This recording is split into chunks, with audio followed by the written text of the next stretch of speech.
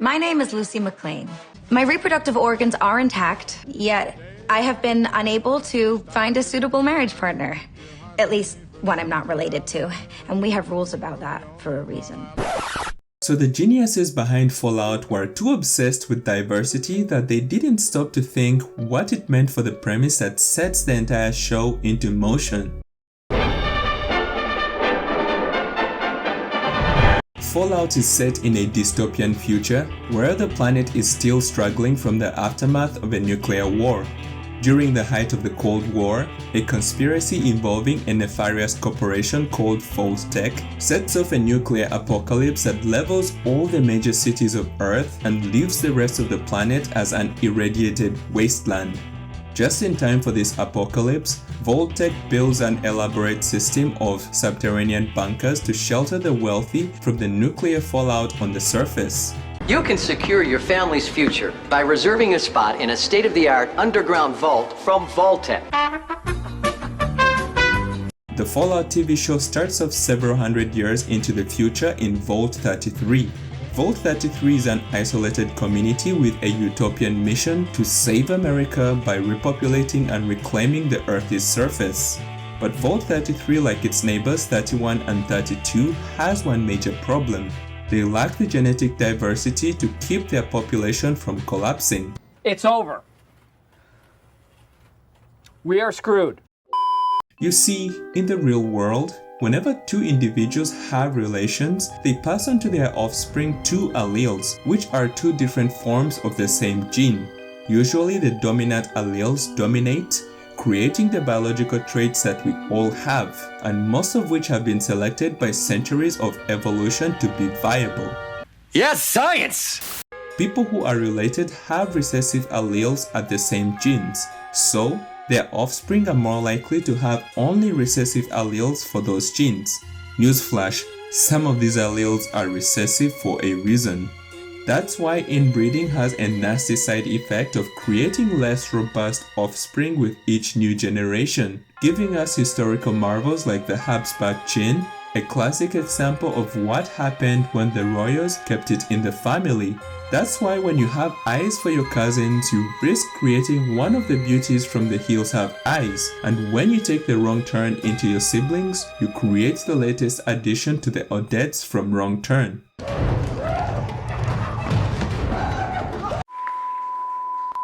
The Vault solve this conundrum by occasionally exchanging people to breed new life into the isolated communities.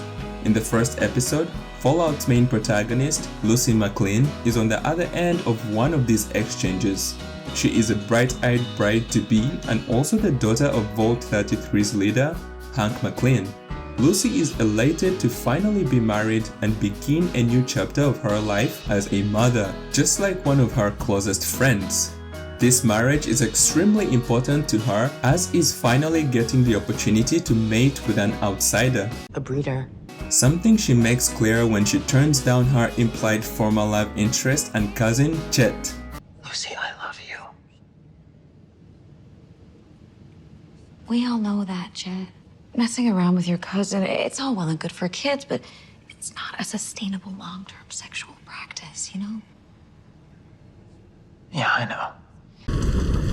That's rough, buddy. When the day of the exchange finally arrives, the doors to Vault 33 open and out comes a small party representing the vaults next door. A strapping young lad steps forward and Lucy is delighted to meet the man that will be the father of her children. The two Vault communities get together and break bread, while Lucy and her new beloved take leave to go break some flowers.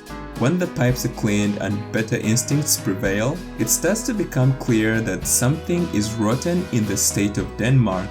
Hold up. Wait a minute. Something ain't right. As it turns out, the guests from Vault 32 weren't really from Vault 32.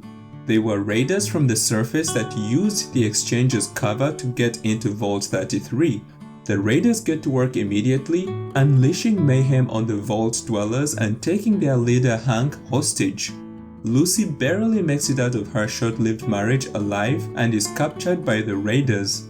Hank chooses to save his daughter over a group of other Vault dwellers before he is taken to the surface as a hostage. Lucy vows to go after the raiders and find her father, allowing the rest of the plot to happen. Lucy's precarious journey to the surface is the primary plotline of Fallout that brings her into contact with the other protagonists, Maximus and the Ghoul. Taking one look at the population of Vault 33, it's obvious that none of this had to happen, because there was absolutely no need to exchange people for genetic diversity.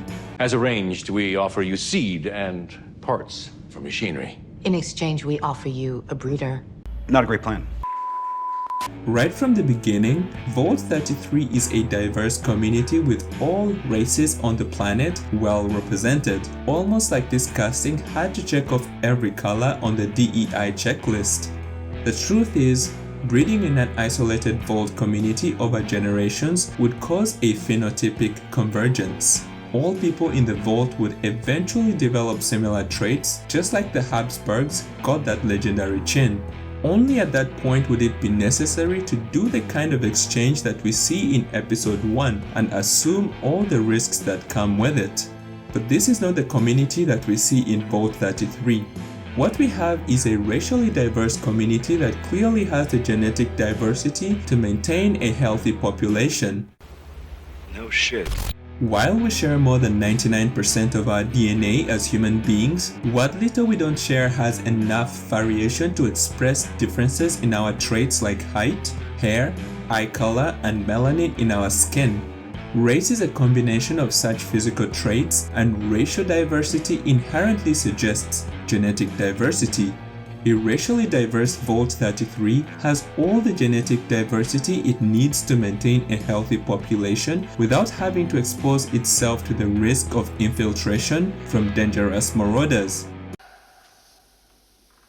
Well, no shit. But basic biology is no match for social justice. Diversity, equity, and inclusion demands representation always, even in places where it makes absolutely no sense and undermines a basic premise of the show. It is no surprise that the rainbow shackles of DEI at Amazon were too strong for the writers to nail a rather simple concept that a science fiction show should be able to incorporate. You had one job. To be fair, this show is a decent watch overall, with impressive cinematography and a fascinating ghoul character. Greater men before me have covered the broader merits of this show, but not me. Autistic? Sure. Not retarded. You see, chromosome 69 in my body couldn't help but scream that the mating in Fallout is kinda retarded.